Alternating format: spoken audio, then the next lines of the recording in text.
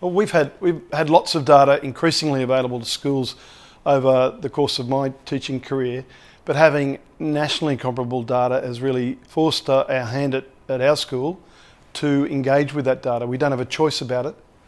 Ultimately, I think that's a good thing because it forces us to confront the realities of what we're doing and what we need to do more. Having nationally comparable data has allowed our staff to think about the big picture in education. We're a small rural school. We want to know how we're achieving, not just against our like schools, but how we fit into the big picture.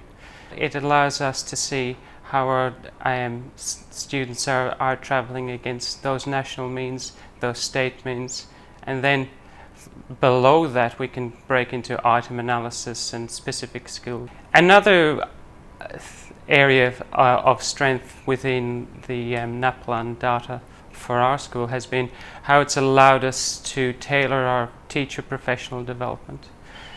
The feedback allows us to monitor how our cohorts are progressing, identify areas of weakness or of strength, and see how we can tailor our professional learning to raise the efficacy of each teacher.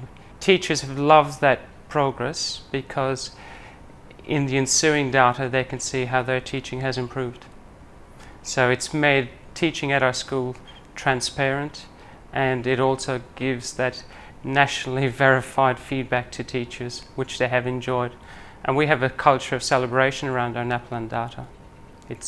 We are honest when things don't go so well, and we revel and celebrate our achievements.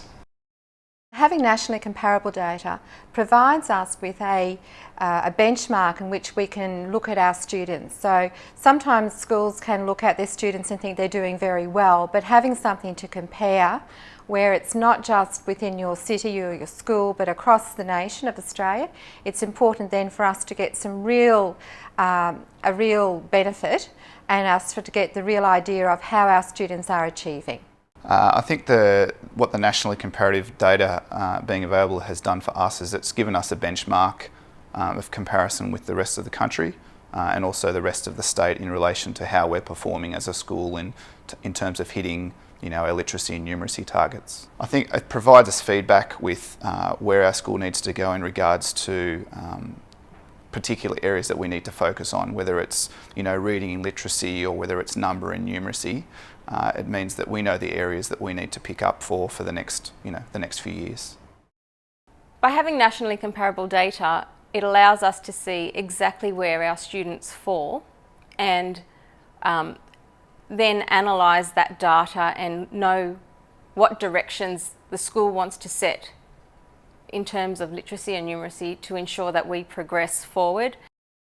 One of the things that I find very powerful is the ability for our staff to come together to understand what it is that we are achieving and what it is that we need to move to next. It also gives us a common language which we can discuss and provides us with the ability to have consistent teacher judgment. We use language much more now which is much more specific and allows teachers then also to communicate to parents more clearly about what it is their children are learning or what indeed they need to learn. One of the exciting areas that we have is the use of professional learning across clusters of schools now. Because we have a common language, we have a benchmarking which we all can understand, it allows our schools to identify areas of needs that we can put some of our efforts into developing professional learning or develop resources. Well, the fact that it's national allows you to actually use the data to compare like schools with perhaps similar socioeconomic background. Having information that allows us to compare our students between each other in the school and across our territory and then external nationally means that we have better information for our parents, we have better information for our teachers that guides the way that we develop the curriculum and assessment program at school.